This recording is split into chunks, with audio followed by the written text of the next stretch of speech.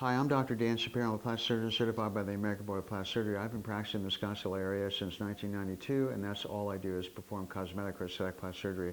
I love facial rejuvenation, and I do a lot of facelifts. I have a lot of happy patients.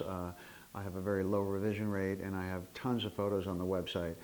A common question I get both from men and women is, Dr. Shapiro, I can't feel the left or right side of my face after the surgery. What's going on? How long is this going to last? Is it permanent? And what can I do?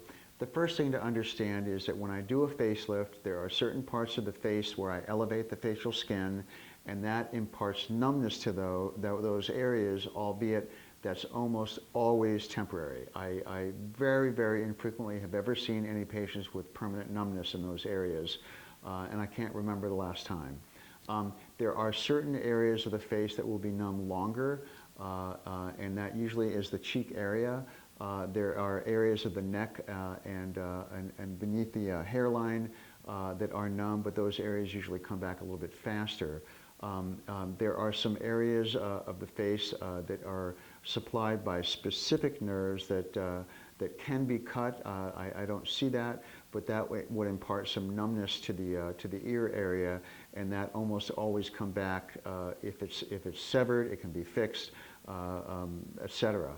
But the first thing to understand is not to freak out that your face is numb. That is a normal occurrence after a facelift.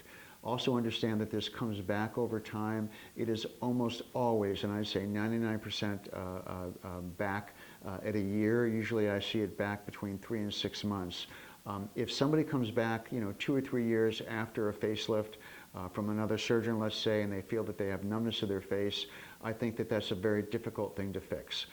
If in fact it's isolated to just the ear and the lower part of the ear or the top of the ear, sometimes there's a nerve that has been cut. I can explore that area and fix the nerve or put a nerve graft in, but I say that's very rare. If that treatment is done, that usually will come back, so that numbness will go away in those areas if they're fixed. But if in fact there's numbness of the neck or cheek area after 2 or 3 years, that's usually permanent. It tends to be a nuisance for people, especially women, when they're curling their hair with hot irons and things like that. They can burn themselves. And even after initial facelift, when they're in that temporary numbness phase, I think you have to be careful, and we'll talk about any precautions that you have to take. But all in all, I think that occurrence of permanent numbness is very rare. It goes away, and the best thing to do is to know that I will communicate with you and help you understand when that will return, things that we can do to help that return, and go from there. So the best way to find out if you have those symptoms is talk to me. We'll talk about it before surgery. We'll also talk about it afterwards, and understand that's a normal occurrence, and generally it's not permanent. Thank you.